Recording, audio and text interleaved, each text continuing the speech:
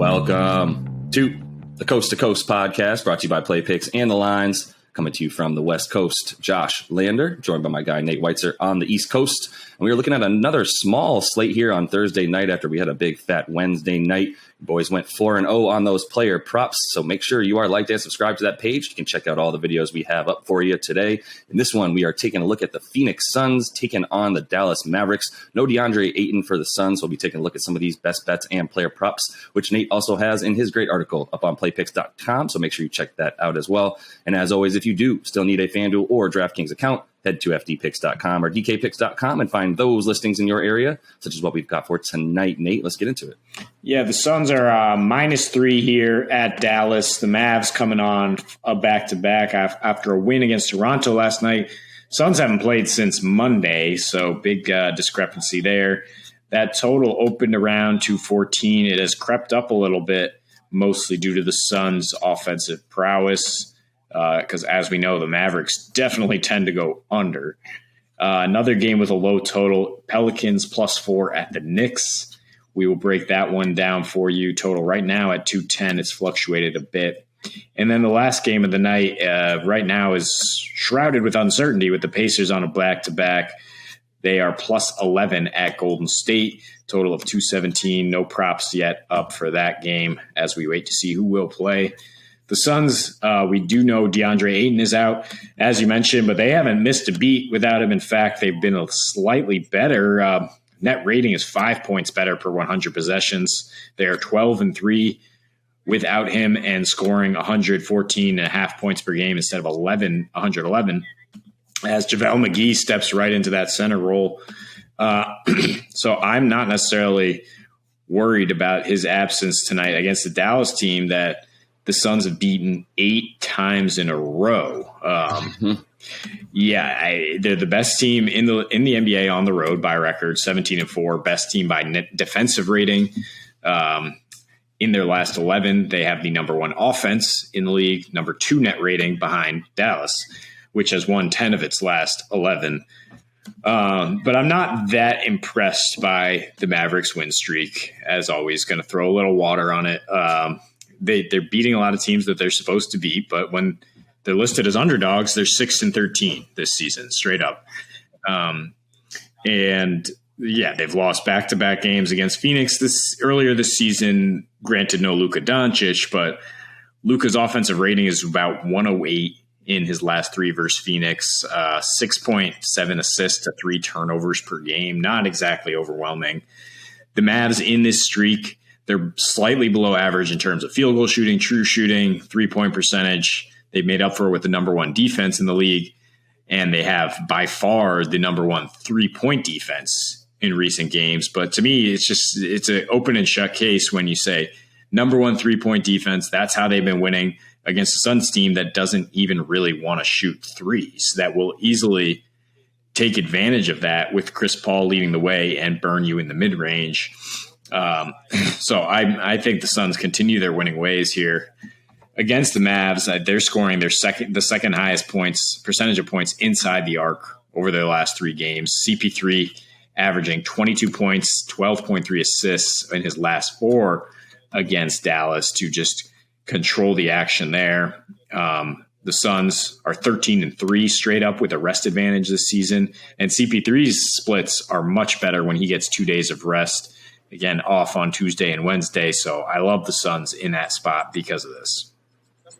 Definitely, yeah. I mean, DeAndre Ayton's important to what they do, but I think the Phoenix Suns are like a DeAndre Ayton and like a Chris Paul better than the Mavericks. They would need a lot more players out for these teams to be, evened up more. Dallas has decent numbers with rest disadvantage on 0 days rest. We know they just lost to the Raptors last night, which coincidentally is the only team that the Suns have lost to on their current road trip as well. But yeah, the reasons why Phoenix has been so successful against the Mavs, winning all 8 of their last 8 matchups.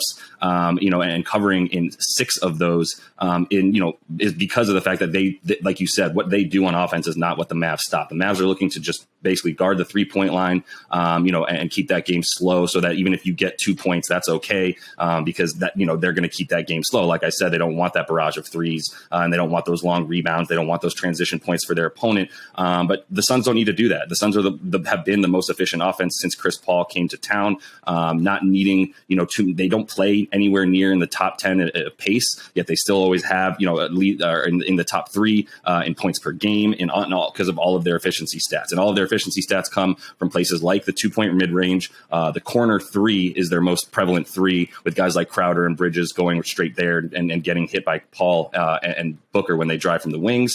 Obviously the pick and roll with Ayton is so important, which that won't be quite the case tonight. But that's okay, because once again, the Suns in their offense can score in a variety of ways, as we've mentioned, and never really relying entirely on the 3-point line, which is why they're such a good matchup for pretty much any team, and why they, you said, as you mentioned, on the road, they're not relying on their guys to hit threes in big situations to keep them in games. They're relying on their efficient offense, which is still, once again, the best half-court offense in the league, as it was last year, because we mentioned Chris Paul comes to town, and you are just automatically a way more efficient team. So, in those last 8 matchups as well, talking about what Phoenix does on offense, their splits are pretty incredible as a team, shooting above 47% from the field and about 40% from 3 on 31 attempts per game in those 8 that they've won against the Mavs as of late.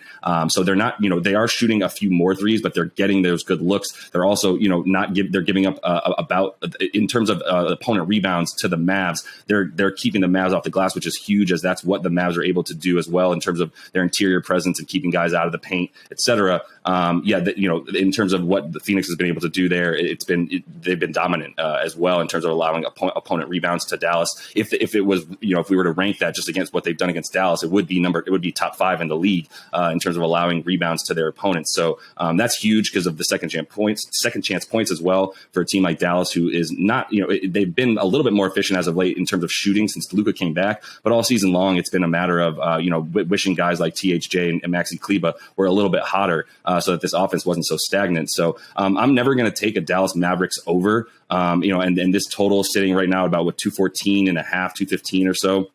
I don't know for sure. That seems right about where this game could end. It's not going to go too much over that, so I would lean under. But more than anything, I think Phoenix is getting a little bit not enough points here in terms of their spread. They've got that rest advantage over the Mavs, who just played last night as well in that loss. So I think everything to me points towards Phoenix is getting is undervalued here. And if you want to find the total, I would look to go under before over, but that's not close to anywhere near as comfortable as I feel betting on Phoenix directly. Yeah, well, right now the under is undervalued because people are betting it up for some reason, maybe not digging into these numbers when the Mavericks are 17-4 to the under at home.